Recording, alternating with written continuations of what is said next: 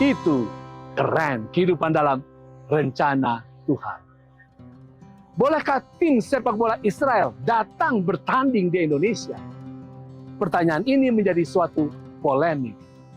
Tetapi Presiden Jokowi mengatakan bahwa pertandingan yang akan dilaksanakan itu tidak akan merubah kebijakan politik Indonesia.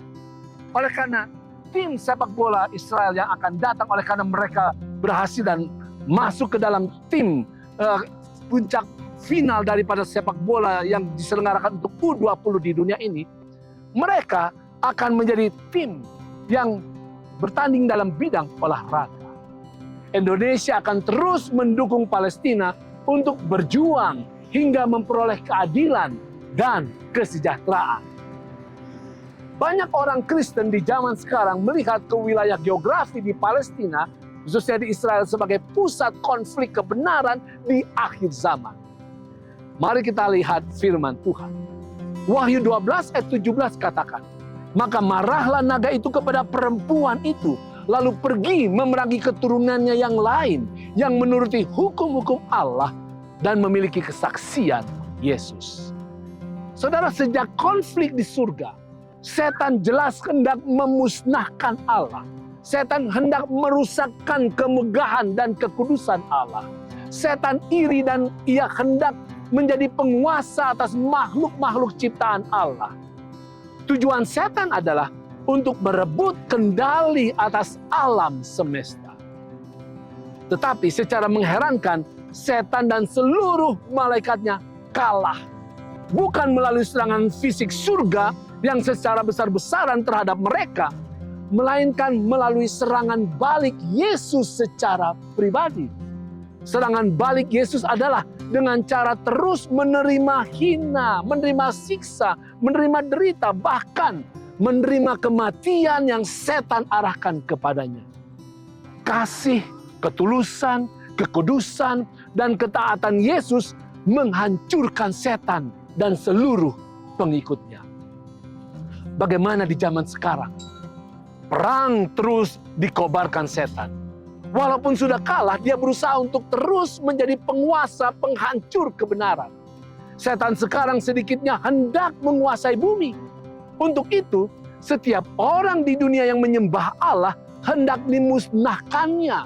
Paling sedikit imannya. Jadi, di akhir zaman, setan tidak terfokus pada suatu geografi tertentu di dunia, melainkan pada filosofi tertentu, iman tertentu. Ini adalah serangan terhadap mereka yang ingin menghidupkan filosofi sorga di bumi. Karena filosofi sorga adalah kehidupan yang didasarkan atas hukum-hukum Allah dan kesaksian Yesus. Saudara, di zaman akhir ini, salah satu strategi setan yang dia mau andalkan adalah sebuah serangan finansial.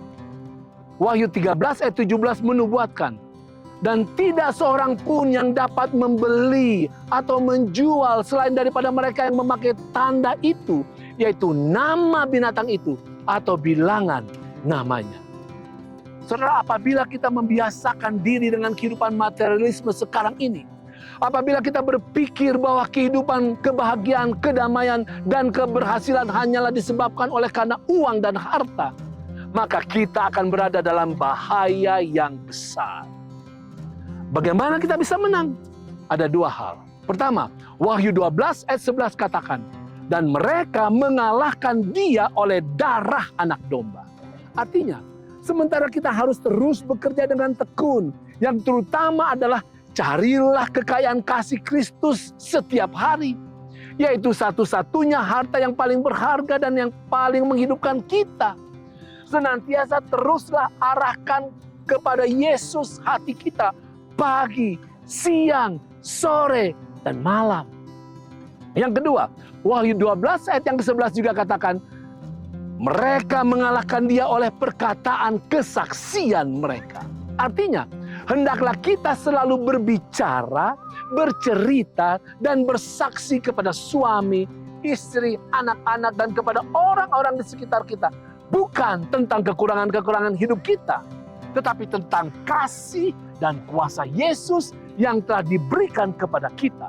maka Yesus akan mengubahkan kita untuk menjadi seperti Dia. Itu keren.